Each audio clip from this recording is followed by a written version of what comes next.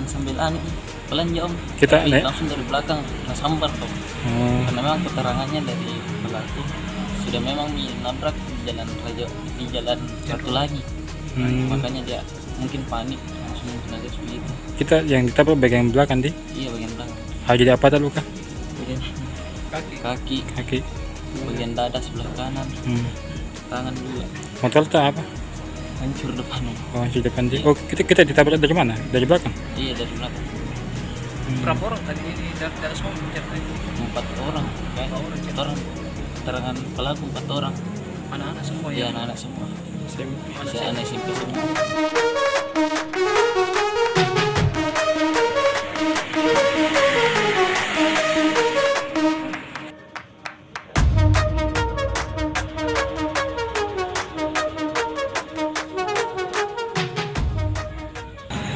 Kejadian ini tanpa sepengetahuan saya, anak saya membawa kendaraan saya dan dia bersama teman-temannya.